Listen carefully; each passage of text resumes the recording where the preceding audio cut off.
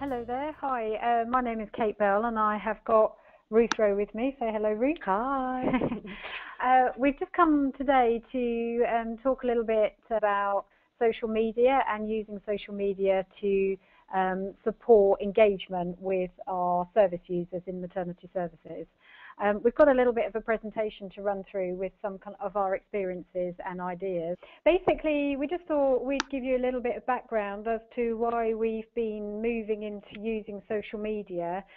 Mainly it's because obviously in all maternity services people are trying to look at ways of engaging with the service users in a much more kind of meaningful way.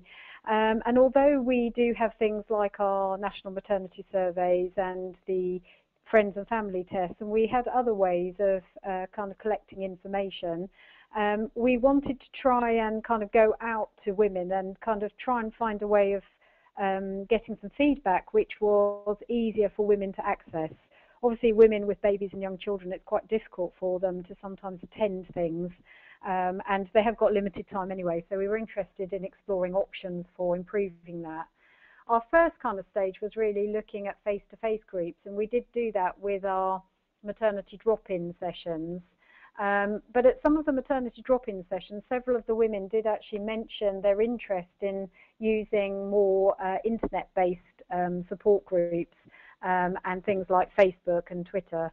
So it's really, the use has kind of grown out of a suggestion which came from the service users themselves about using kind of more web-based interaction tools so that we could actually provide a service for women who found it more difficult to actually attend. Although the face-to-face sessions run in the children's centres, so it's somewhere the women are going to already, there still are quite a number of women who find it difficult to get out to the children's centres or might not have one local to them. So they quite like the idea of having a kind of internet-based support. And that's when really we started looking at some of our use of social media and looking at setting up some Facebook groups. We've currently got 4 Facebook groups which are running across Western Sussex. There are 2 running, one for each of the weight management in pregnancy groups, one at Worthing and one at St Richard's Hospital.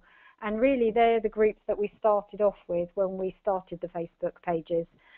Mainly that came out of a desire to try and find a way to kind of contact and get information out to women who choose not to come to our face-to-face weight management in pregnancy groups. And there are quite a number of women who, because of their raised BMI, they're not really very keen to actually attend a group. I think initially they often feel that they're going to be ticked off about their weight, or they may feel embarrassed, or they're not really sure. So you know, there was a lack of engagement sometimes with some of the weight management in pregnancy groups.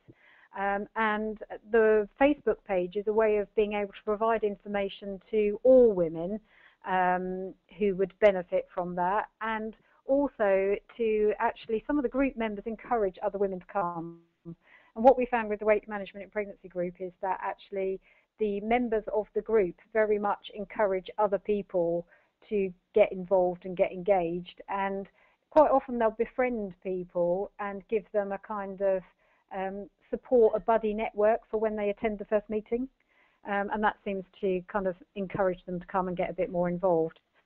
The other thing as well is that the Facebook group, particularly for weight management in pregnancy, is really useful because the women often go away and things that they've discussed in the group, such as one of the most common things is recipes for healthy eating, that often they'll go away and all of them will be trying out the recipes, and then you see posted on the Facebook group all their attempts at the various recipes and how their family found it and that kind of thing. So it's quite a good feedback mechanism between people who attend the group and people who don't, and a kind of mixture of the two. It's a nice group mixture. Following on from the weight management in pregnancy groups, we did actually start a young parents group page. The young parents group page Ruth is going to talk about in a bit more detail in a minute, so I won't go into a lot of detail on that one. But basically that's a group which runs across both sides of the trust. And then since then we've also set up a Facebook page for our maternity expert group. And these are women who we've invited to join to get involved in developing maternity services. And they're also an expert group that we can ask advice from. So if we're looking at upgrading a guideline, or if we want to design a new birthing room and ask for women's input on what we should have in it, or more recently, actually, we've had some group members getting involved in interviewing for new members of staff. So that's been quite helpful. And you know, the Facebook group is a good way of women being able to share their experiences and talk to each other and kind of feedback to us also. So that seems to work quite well. So if I hand over now a little bit to Ruth, so she can talk to you a little bit about specifically about the young persons Facebook group. Ruth, do you want to take over? Thanks, Kate. So our young parents Facebook group is run by 4 midwives who make up the young parents caseloading team across Western Sussex hospitals. So that's 2 midwives from Chichester and 2 midwives from Worthing. We developed the Facebook page as a secret group, which is obviously to maintain confidentiality for the young parents. We all have a work profile page, Facebook profile page, and are all admin for the group. So we tell the young parents about the Facebook page when we book them, or perhaps a little bit later on in their pregnancy, and kind of generally get them to add us as a friend, and then we can add them to the young parents group. We also run multiple groups in the local children's centres across the area, and this sort of the Facebook group and the physical groups kind of support each other. Lots of reasons why we did it, which Kate has already kind of described some of them. One of the big ones with the young parents is sort of about engaging them and education in perhaps a more appropriate and interesting way for them. So some of the things that we do with engagement is reminding them of the physical groups, so reminding them of the groups in the children's centre, when they are, what time they are. What we found is really beneficial is the girls tend to encourage each other. So sometimes you perhaps get one of the new young mums that's quite nervous about coming, and she'll post that on the Facebook group, nervous about coming to the group, and lots of the other girls are really encouraging and say that they'll be there or they'll meet them there, which is a really positive thing to see. And the peer support tends to go further than that as well, with ideas being shared, tips and kind of tricks for pregnancy and with their babies. We use it to share information. We post links to things like Lullaby Trust information, guidance on kind of breastfeeding, say formula feeding, and also use it for a bit of humour as well. I posted a link to a poster today about the size of your baby compared to fruit and vegetables, which I think they liked. And we found that posting kind of links and sharing information in that way is not lecturing them, it's letting them take from it what they want, which is good. And also the availability of the information. So if there was something kind of urgent that we wanted to get out there, or something new that we thought was really important, often it's an easier way to share it quite quickly. They forever check in Facebook, social media, and perhaps the information can be out there quicker than waiting till they're seen at perhaps next antenatal checks, for example. And just accessibility for them, that social media is like a primary source of communication for young people, and it can really improve access to services for those that might be isolated for whatever reason. The area that we cover, Western Sussex Hospitals, is quite a diverse area made up of towns and quite rural areas as well, so perhaps for geographical reasons, getting them to the physical groups can be a bit of a challenge sometimes, transport issues, financial issues, for example. So it's a good way of those that, as many as we'd like to come to the physical groups at the Children's Centre, that they can still access lots of information and kind of make friends on through the social media, through the Facebook as well. Thanks, Green. Right. But do you want to say something about the rules? Yeah, so we do have quite a list of rules for the group, which I think we're going to go into a bit more detail in a bit, with kind of pros and cons of using social media. But we've posted a couple on the presentation about how they need to be pleasant to each other and show respect towards obviously other members and staff members as well, of which as I mentioned, we are all admin, and one of our biggest kind of rules, if you like, is about not seek, if they're worried, that they need to be phoning into the triage line or phoning us for advice. But yeah, I think we'll go into a little bit more detail about kind of rules come under the risks and benefits in a minute. So looking at the benefits of using social media, obviously we're talking a little bit about the accessibility of it, and for the majority of women, I think most women nowadays seem to have smartphones, and particularly with younger age group women, you know, which is kind of a large part of our clientele really. They've kind of grown up with these social media and options for actually communicating with people in kind of virtual land.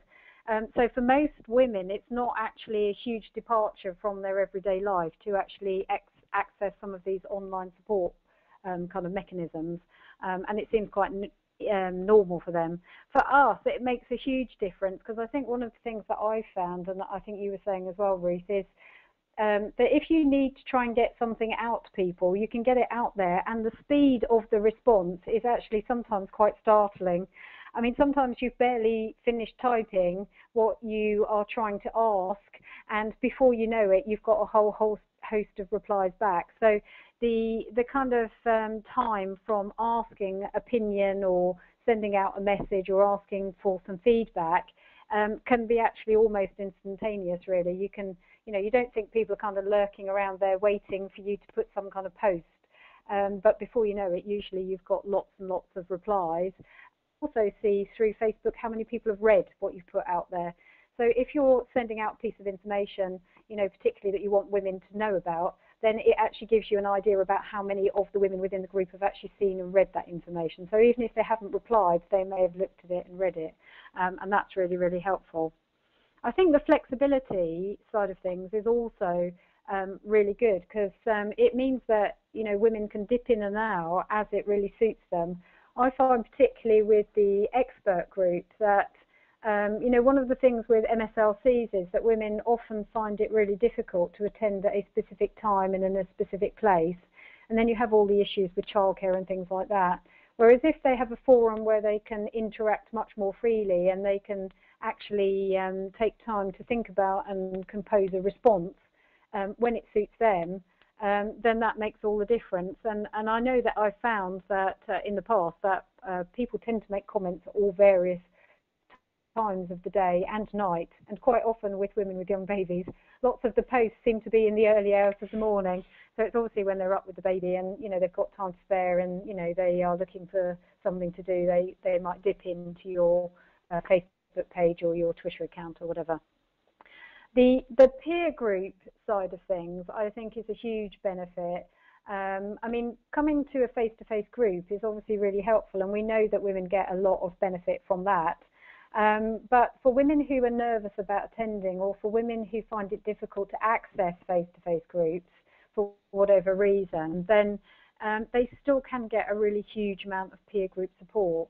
And I think Ruth and I were just talking earlier about how with the young parents group, one of the things that we found is that they are very keen to stay within the group even when the baby is much, much older. Would you say? Yeah, absolutely. And we've had when we've sort of made rules of the group, it's quite tricky to set perhaps a cut-off as to how old their babies can be for when perhaps they need to think about moving on to another group. Physically, when they attend in the children's centres, we have that issue, but also on the Facebook group as well. Our current kind of rules, guidelines is that the baby, that they can remain in the group for the baby being up to 12 weeks old, whether we'll relook at that and perhaps make that a little bit older as well, because they do share lots of good information. I suppose it's just a moderation side of things when their babies, children, toddlers, etc. are older, that it's perhaps not being moderated by quite the right professionals. For example, if they're talking about children that are 3, 4, 5 years old, then midwives aren't the experts on that. But we would always recommend that they sought advice if we did see any kind of questions or information sharing going on that didn't seem quite appropriate, for example, them to contact their health visitor. And I think you said that one of the things that seemed to really has taken off is the element of peer support to other young parents. Because in the young parents group, many of them want to stay in the group because they feel that they can do something to support other young parents that are coming through, and to kind of provide them with that kind of, you know, understanding of knowing where they're coming from and having been in a similar kind of position, and giving them an option to see how things might progress in the future. You know, that there is something, you know, it's a process that they're going to evolve through, and they can see that actually what happens maybe down to a year down the line when they meet other parents and talk about their experiences and how they've got on and what's happened to them, really. So that's quite helpful. The information resource side of things is very helpful because it does give you that avenue for, I mean, both on Facebook and on the Twitter account, it's really helpful for being able to advertise things that people should really know about. So you could put out things about, you know, when there's, you know, National Safe Sleeping Week or No Smoking Week, or, you know, whatever, anything that's kind of coming out that you would like to flag up to people, National Breastfeeding Week, just kind of getting the message out there, and so that it might not be on people's radar otherwise, but it can kind of pop up on their social media page, and it might just make them kind of look into it or think about it a bit more.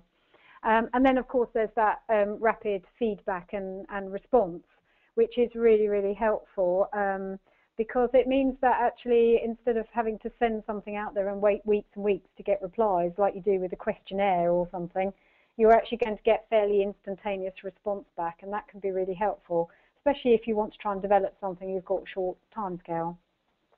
On the flip side of that, I suppose the thing that people worry about with the use of social media, and I think from when I've spoken to other colleagues, often the questions that are asked in the kind of higher levels is about the risks that are associated with using social media in a professional format. It's quite difficult because I think for many years, up until recently, healthcare professionals have really been warned off using social media. And maybe that was because of not really knowing much about it and perhaps inappropriate use. The thing that I would say is that there are some risks associated with using social media in a professional kind of capacity.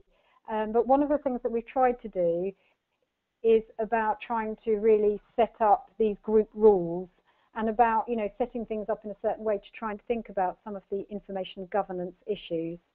The other side of the coin that people worry about, and what people have asked me about a lot, is what happens if people put bad feedback out there. You know, people are worried, particularly on Facebook and on Twitter, you know, if people post something really nasty, or they're not happy with the service, or, you know, they're making some kind of complaint, you know, how are you going to manage that? Or if they've put inappropriate information, like they've put something particularly on some of the Facebook pages, you know, people might make recommendations about, oh, I think you should do X, Y, and Z for your baby. And, you know, how does that sit with the whole ethos of, well, this is kind of hosted by the trust and we might get into trouble for that kind of thing. So to answer those questions, as far as the bad feedback side of things goes, it's really just about trying to think about, you know, if they have had a bad experience or they're not happy with something, is it better to not know about it or know about it? And our kind of view is that we want to know if somebody hasn't had a good experience, it's equally as valid to us as feedback as it is if they've had a good experience. So, you know, I mean, actually, people tend not to post really bad experiences. They might discuss them, but they're quite, would you say they're quite, or my experience of it is that they actually are quite measured in how they explain their bad experience. They don't paint it all in kind of black and white. They're a bit forgiving about varying aspects of things. And as far as inappropriate information goes, you know, we're very clear that this is a support group. It's not for specific individual advice, and that actually group members may post things, in which case I think, because in the young parents group you have had women who have posted information, and one of the facilitators will go on and say, well, actually this is not advice that we would recommend. So you can kind of see that in a way, knowing about what kind of information they're giving each other is quite helpful, because if they're giving erroneous advice, you do have an opportunity to correct it, both for the person that's giving it and for those that are receiving it. I mean, if we weren't using the Facebook page, they'd be using their own Facebook page, and they'd be giving each other that advice anyway without our intervention. So, in fact, if anything, it allows us an opportunity to correct something that might be wrong, and to give them some better advice or point them in the right direction, rather than just not knowing about it. And that would mean my idea is that it's not really about controlling that information, it's about facilitating discussion and then trying to point people in the right direction. The other thing that people might worry about if they want to set up a Facebook group is about time. How much time do you need to do it? I mean, in our case, the facilitators of the groups are the specialist midwives. So for the weight management in pregnancy, the weight management in pregnancy specialist midwives facilitate the group. And as Ruth has explained, the young person's midwives facilitate the group. But I wouldn't say that it takes you, how much time would you say that it actually takes, Ruth? Minimal to check it each day and to post some responses, post some links. And we all try to make a kind of fair contribution to it, but I would say minimal upkeep time. Yeah, and I kind of, with the maternity expert group, you know, because I think it's about setting up those expectations. People know that you're not going to be on it 24 hours a day.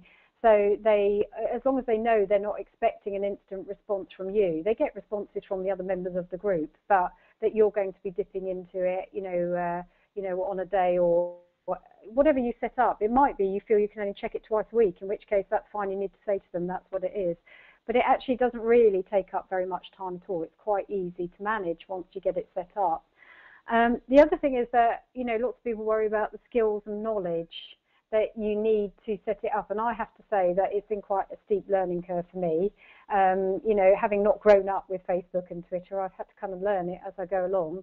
But you know, there is some very good resource material on Facebook which gives you step-by-step instructions of how to manage your group, how to change photographs, how to upload things, how to manage the settings, the security controls, all those kind of things. So actually, once you set up the group and run it, then you'll find that you do learn things really quickly, and it's quite a simple process. It's much more simple than it first appears. Would you agree, Ruth? Absolutely, yeah. Yeah. So finally, so the things we'd suggest that if you're going to think about setting up and running Facebook, for example, the way that we've set it up is that we're quite lucky in that our trust is quite proactive and already has a Facebook page for the trust for both sites, and therefore the communications department have been very supportive in helping us to set up pages off the main trust Facebook site so that actually we can run our own pages. Those pages are totally designed and facilitated by us, but they do sit within the trust framework page, so website. So that's quite good, really, and that works out quite well. And depending on what your trust has, you might need to decide how you're going to run that. The other thing that we'd kind of suggest is that, you know, obviously it's easy to look at the information and to manage and run the groups. We just said before, you don't need much time to do that, but it is important probably to nominate a specific small group of administrators. And in most trusts, in our trust, one of the things we had to do first of all was get the block on Facebook and social media lifted from the accounts of the people that were actually going to run the Facebook groups, because generally the trust as a whole has a block on social media sites. But actually we have had the agreement to have that block lifted for the facilitators, and that is something that you might have to look into, although I understand from talking to various people that some trusts already have unblocked all Facebook sites or social media sites, so it might just vary depending on what your trust currently has. I mean, the other thing you need to do when you're thinking about setting up your group is decide on your group settings. Maybe look at whether you want your group to be a secret, closed or open group, and by that we mean, is it secret? Can only members of the group see that you're in that group and see the postings, Or is it closed, in which case people can see you're in the group, but they don't know what's posted in the group? Or is it open, anyone can see it and anyone can post? They're the kind of things. I mean, mostly we started our groups off as secret groups, as the Facebook for Young Parents group is. But one of the weight management in pregnancy groups actually asked for their group to be a closed group rather than secret, so that's been changed. Because they're not worried about people knowing they're part of the group, but they, you know, they want people to be able to access it more easily. The other important thing to think about is setting up your group rules and your code of conduct. As Ruth said, we have very strict rules that we post on the group pages, which detail, there's a long list of them about, you know, this is what we expect of you if you're going to be part of this group. And I wouldn't say that actually in our experience we have had any issues with that at all. Perhaps some inappropriate content in the sense of they would like to sell some of their baby stuff on the Facebook page, but we kind of reined that in, and they understood the reasons why we don't encourage selling on there. And again, the only other issues are sort of requesting kind of personal advice, perhaps the private message service, like setting to send a message on Facebook, and we sometimes get messages through on there regarding like perhaps physical symptoms, stuff like that. So again, it's just important to remind them that they need to contact via phone. But other than that, no big issues at all so far, which is great. Yeah. The other thing that you can do is when you're setting up your group is you can always start off. The weight management in pregnancy team started with a test group. What they did was they went to women in the group and asked them if they would like to help design and set up the Facebook page and to practice with it to kind of get some confidence with it before they kind of went out to a wider audience. And that seemed to work really well because that allowed the group members to decide what kind of settings they wanted. It helped to decide what kind of images they wanted, what kind of input they wanted, and that really makes the group much more tailored to the individuals. We've got 2 weight management in pregnancy groups, and the groups run one on each site, but actually the groups run in very different ways because the women in those groups have designed the group to run as it suits them. So although they're covering the same kind of topics and the same, they don't run the same. They're not exactly the same kind of group because it's tailored more to the individuals that participate within the groups. So you can get variation even amongst all your different Facebook groups, which we found. So those test groups are quite helpful sometimes. And then after that, really, it's just about spreading the word and inviting women to join and trying to get people involved and, you know, kind of invite them to take part in the groups and to contribute, really. So I'd say that's really any other kind of aspect of things.